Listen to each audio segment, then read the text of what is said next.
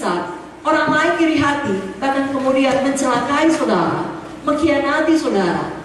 Zaman sekarang dengan cara paling mudah, hoax terhadap saudara. Jangan takut. Amin. Jangan bimbang. Ya. Semua bilang amin dulu. Amin. Jangan sedih. Amin. Dan jangan terkejut. Dia anak Tuhan, kok sampai hati. Saudara maju saja. Justru karena dia anak Tuhan, dia milik Tuhan, ada Tuhan ngurus dia. Amin. Bukan bagian saudara. Tiap-tiap manusia punya kehendak bebas. Amin. Saudara tidak bisa mengatur orang, saudara bisa mengatur hati saudara. Amin. Dengan pertolongan Roh Kudus, saudara bisa lulus ujian pengkhianatan ini. Amin. Singkat cerita saudaraku, kita tahu kisah Yusuf. Suatu hari karena patuhnya, sekali lagi karena patuhnya. Amin saudara. Amin. Yusuf dibilang sama bapaknya, pergi kau ke Sikem, jumpai saudara-saudaramu. Sampai dia ke sana, tidak ada saudara-saudaranya. Lalu dapat info saudara-saudaramu di Dotan. Dia melakukan. Kalau disuruh berjalan 1 mil, berjalan 2 mil. Bisanya dia pulang. Papa, papi, dedi, tak ada saudara-saudaraku di Sikem. Karena patuhnya, pergi dia ke Dotan. Mau sampai di sana, saudara-saudara melihat dia, mau membunuh dia. Lalu lagi disingkatkan, akhirnya angkat dia, buka jubah indahnya, dimasukkan ke dalam sumur. Tidak dibunuh. Tahu nggak saudara, kalau belum kata Tuhan waktunya mati, tidak bisa mati. Walau semua bersepakat mematikan saudara, semua hoax mematikan nama baik saudara, mematikan masa depan pelayanan saudara, menutup semua pintu secara pikiran manusia. Tapi kalau Tuhan berkata belum. Sama seperti Yusuf, ada saja jalannya, tidak bisa mati-mati. Dimasukkan ke dalam sumur, tapi kemudian dijual sebagai budak. Saudara pun hidup saudara dalam tangan Tuhan. Kalau karena pengkhianatan saudara masuk dalam sumur, tetap ampuni yang memasukkan saudara dalam sumur. Dan kita tahu Yusuf melakukannya. Kenapa? Karena di dalam Kejadian 39 ayat 2 diterangkan Tuhan menyertai Yusuf, sehingga ia selalu berhasil dalam pekerjaannya. Kalau Yusuf mengeraskan hatinya, masih menyimpan kekecewaan, kemarahan, sakit hati, tentunya dia tidak dapat berhasil. Kenapa? Tuhan tidak dapat menyertai dia. Karena Tuhan tidak pernah memaksa kita. Amin saudara. Tapi karena Yusuf menang, maka Tuhan menyertai dia dan dia berhasil. Dalam situasi seburuk apapun, kalau Tuhan menyertai, semua akan baik. Haleluya. Jadi malam ini kita belajar, kalau ada pengkhianatan, reaksi orang bisa dua. Satu, dia bisa marah, lalu membalas. Tapi yang kedua, dia bisa sedih. Kok begitu ya? Begitu tertekan, mau bunuh diri. Dua-dua, jangan mau ikut. Saudara mengampuni, saudara mau bangkit, saudara maju terus. Tuhan menyertai saudara. Tuhan membuat saudara berhasil. Nah, saudara pikir kalau nggak ada dia, bagaimana masa depanku? Hei, Tuhan yang memelihara saudara. Kalau orang-orang pergi meninggalkan saudara, Tuhan bisa kirimkan orang-orang baru. Amin saudaraku.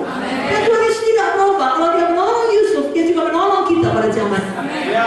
Tapi malam hari ini, buang dulu semua sakit hati, marah saudara, katakan amin.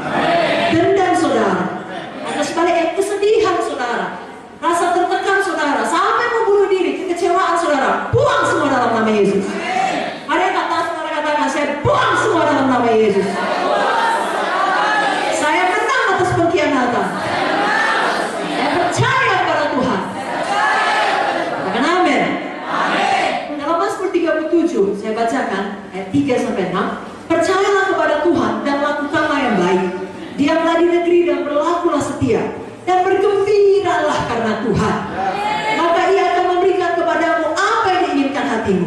Serahkanlah hidupmu kepada Tuhan dan percayalah kepadanya, dan Ia akan bertindak.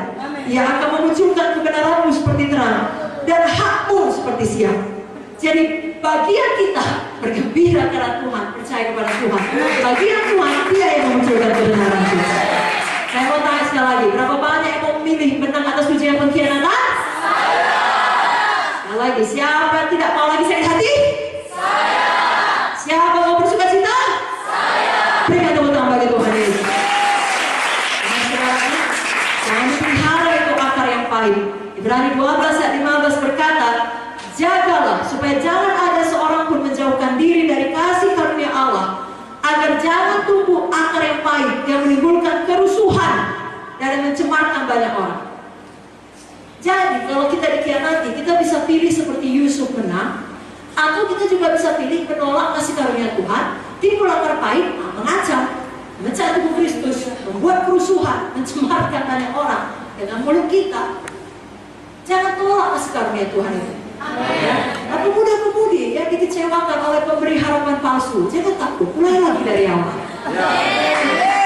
Jangan langsung bilang, oh saya tidak mau lagi, saya tidak percaya lagi, bagaimana mungkin hati saya sudah pecah berkeping-keping, bla bla bla bla bla.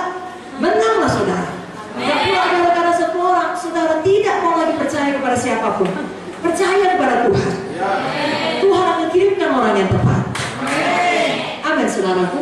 Tapi lebih daripada itu, kalau saudara melayani, lalu di dalam pelayanan saudara mendapati banyak orang mengkhianati saudara, tetap melayani.